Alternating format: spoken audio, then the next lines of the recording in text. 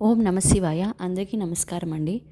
ఉదయం టిఫిన్ చేసి పూజ చేయవచ్చా అనే సందేహం అందరిలో ఉంటుంది. ఆ సందేహం గురించి మనం ఇప్పుడు ఈ వీడియోలో తెలుసుకుందాం. అదే కాకుండా దీపారాధన నియమాలు కూడా మనం ఈ వీడియోలో వివరంగా తెలుసుకుందాం. ముందుగా మా ఛానల్ని మొదటిసారి చూసిన వాళ్ళు సబ్స్క్రైబ్ చేసుకోండి. అలాగే ఒక లైక్ చేసి ఓం నమ శివాయ అని కామెంట్ చేయండి. మన హిందూ సంప్రదాయాల ప్రకారం ఉదయం లేవగానే ఇంటిని శుభ్రం చేసి చక్కగా తలస్నానం చేసి దీపారాధన చేస్తుంటారు. ఇలా దీపారాధన చేయడం వల్ల మన కుటుంబానికి ఏ కష్టాలు లేకుండా సుఖ సంతోషాలతో సిరి సంపదలతో నిండి ఉంటుంది. ప్రతిరోజు ఉదయం సాయంత్రం చాలామంది దీపారాధన చేస్తూ ఉంటారు. రోజు పూజ చేయలేని వారు కనీసం వారంలో ఒక్కరోజైనా దీపారాధన చేస్తూ ఉంటారు. ఏ రోజైనా ఏ సమయంలోనైనా అన్ని వేళలా పూజ చేయవచ్చు. దీపారాధనను ఉదయం 6 గంటలకు చెయ్యాలని కొందరు భావిస్తుంటారు. మరికొందరు 10 గంటలలోపు పూర్తి చేయాలని అంటుంటారు. అయితే ఖచ్చితంగా ఈ సమయంలో పూజ చెయ్యాలని నియమాలు ఏమీ లేవు. మిట్ట మధ్యాహ్నం మాత్రం పూజ చేయకూడదు. ఎందుకంటే మిట్ట మధ్యాహ్నం సమయంలో కేవలం పితృదేవతలకు మాత్రమే పూజించాలి. మధ్యాహ్నం సమయంలో దైవాన్ని పూజించడం మంచిది కాదు. మరికొంతమంది ఆహారం తినకుండా పూజ చేస్తే మంచి ఫలితాలు ఉంటాయని అనుకుంటారు. కానీ కనీసం టీ కూడా తాగకుండా స్నానం చేసి పూజ చేసిన తర్వాత కాఫీ టిఫిన్లు చేయడం చేస్తుంటారు. నిజంగానే ఉదయం టిఫిన్ చేసి పూజ చేయకూడదా అనే సందేహం చాలామందికి కలుగుతూ ఉంటుంది. ప్రస్తుత కాలంలో ప్రతి ఒక్కరూ కూడా ఎన్నో రకాల అనారోగ్య సమస్యలతో బాధపడుతున్నారు. మధుమేహం, డయాబెటీస్ వంటి వ్యాధులు ప్రతి ఒక్కరిని వెంటాడుతున్నాయి.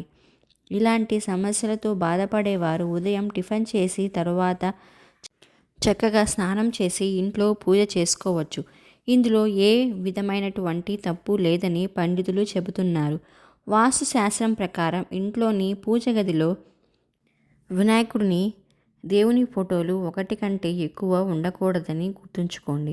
దీనివల్ల మీ ఇంటి శుభకార్యాల్లో ఆటంకులు ఏర్పడతాయి. పూజ గదిలో అక్షింతలు ఉంచడం వల్ల మీ ఇంట్లో సిరి సంపదలకు లోటు ఉండదు. అలాగే మీకు వీలైతే పసుపు కొమ్ములను కూడా పూజ గదిలో ఉంచుకోండి. ఇలా చేస్తే మీ ఇంట్లో డబ్బుకు ఎలాంటి లోటు ఉండదు. మనం చేసే పూజలు నైవేద్యానికి చాలా పవిత్రత ఉంటుంది. నైవేద్యం అంటేనే మన శక్తి కొద్దీ దేవుడికి భక్తిపూర్వకంగా సమర్పించేది. దేవుడికి ఏ నైవేద్యాలు పెడితే మంచి ఫలితం ఉంటుందో మనం ఇప్పుడు తెలుసుకుందాం. శుక్రవారం పూజ చేసేవాళ్ళు లక్ష్మీదేవికి పాలతో చేసిన పదార్థాలను నైవేద్యంగా పెట్టి గులాబీ పూలతో లక్ష్మీదేవిని పూజిస్తే లక్ష్మీ కటాక్షం కలుగుతుంది. తద్వారా మీ ఇంట్లో డబ్బుకు ఎలాంటి లోటు ఉండదు. ప్రతి శుక్రవారం నాడు తులసి పూజ చేస్తే ఐశ్వర్యవంతులు అవుతారని, ఎన్నో శుభ ఫలితాలు కలుగుతాయని పండితులు చెప్తున్నారు. దేవునికి వేడిగా ఉన్న పదార్థాలను నైవేద్యంగా పెడితే అది మహాపాపంగా అవుతుంది. అలా అని చల్లని పదార్థాలు కూడా నైవేద్యానికి పెట్టకూడదు. గోరువెచ్చని పదార్థాలను మాత్రమే దేవునికి నైవేద్యంగా పెట్టాలి. నైవేద్యం పెట్టేటప్పుడు మధ్యలో నీళ్లను చల్లుతూ ఉండాలి. అరటిపండును దేవుళ్లకు నైవేద్యంగా పెడితే మీ ఇంట్లో ఆర్థిక సమస్యలు ఉండవు. అప్పుల బాధలు తొలగిపోతాయి. పటిక బెల్లం దేవునికి నైవేద్యంగా సమర్పిస్తే మంచి ఆరోగ్యం లభిస్తుంది. యాపిల్ పండ్లను నైవేద్యంగా పెడితే శ్రీమంతులు అవుతారని విష్ణు పురాణంలో తెలిపారు. సమాజంలో రాజగౌరవం ప్రాప్తిస్తుంది. గౌరవ ప్రతిష్టలు పొందుతారని విష్ణు పురాణంలో పేర్కొన్నారు. ఇంట్లో పూజ చేసిన తర్వాత కొబ్బరికాయను కొట్టి దేవునికి నైవేద్యంగా పెడితే మీ జీవితంలో ఏ కష్టాలు లేకుండా సుఖ సంతోషాలతో జీవిస్తారు. మామిడి పండ్లను నైవేద్యంగా సమర్పిస్తే ఇల్లు కట్టుకునే వారికి గృహ నిర్మాణ సమస్యలు ఉండవు. బకాయిలు చెల్లించడానికి రావాల్సిన సొమ్ము సకాలంలో వస్తుంది. సపోటా పండుని దేవునికి నైవేద్యంగా పెడితే వివాహ సంబంధాలు ఖాయం అవుతాయి.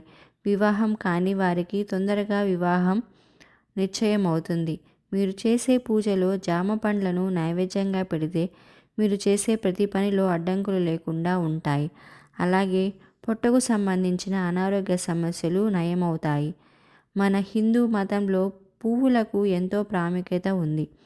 పువ్వులు లేకుండా ఏ ఒక్క పూజ కూడా పూర్తి కాదు. అయితే మనం చేసే పూజలో అన్ని రకాల పువ్వులు వాడేందుకు అనువుగా ఉండదని జ్యోతిష పండితులు చెబుతున్నారు. బంతిపూలను పూజలో అసలు వాడకూడదు అని చాలామంది చెప్తూ ఉంటారు. దీనికి కారణం ఏమిటంటే క్రిమికీటకాలు ఈ పువ్వులో ఎక్కువగా ఉంటాయి. అందుకే దేవుని దగ్గరకు పురుగులు వస్తాయని అన్న కారణంతో బంతిపూలను పూజకు ఉపయోగించకూడదు. వాసన లేని పూలను అదేవిధంగా ఘాటైన వాసన కలిగిన పూలను కూడా దేవునికి సమర్పించకూడదు. నీళ్ళతో కడిగిన పూలను కూడా పూజలో ఉపయోగించకూడదని పండితులు చెప్తున్నారు. కింద పడిన పువ్వులను దేవునికి పెట్టకూడదు. కేవలం పారిజాత పుష్పాలు తప్ప ఏ పూలు కింద పడినా దేవుని పూజలో వాడకూడదు. ఎప్పుడూ తాజాగా ఉన్న పూలతోనే దేవునికి పూజ చేయాలి.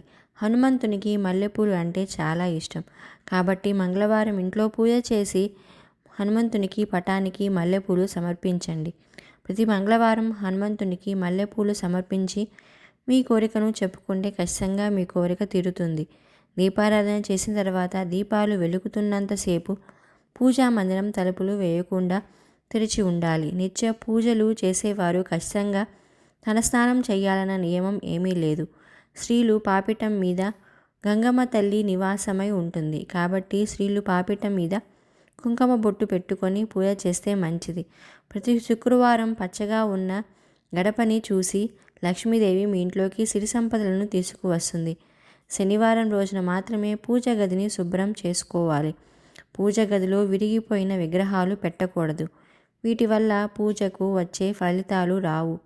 పూజా సమయంలో దీపం కొండెక్కితే చాలామంది అపశకునంగా పరిగణిస్తారు. పూజా సమయంలో దీపం కొండెక్కితే ఓం నమఃశివాయ అని 108 సార్లు జపించి కొత్త దీపం వెలిగించాలి.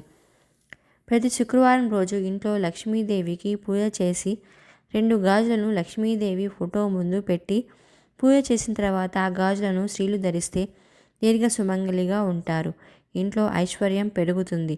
ప్రతి శుక్రవారం గాజులు వేసుకోవాలి. ఇలా వేసుకోవడం వల్ల లక్ష్మీదేవి సంతోషించి మీ ఇంట్లోకి సిరి సంపదలను ప్రసాదిస్తుంది. ఈ వీడియో కనుక మీకు నచ్చినట్లయితే ప్లీజ్ లైక్ చేసి మీ ఫ్రెండ్స్కి షేర్ చేయండి. అలాగే మా కొత్త వీడియోస్ మీకు వెంటనే చేరాలంటే మా ఛానల్ని సబ్స్క్రైబ్ చేసుకోండి. పక్కనే ఉన్న బెల్ ఐకాన్ని క్లిక్ చేయండి. Thank you for watching.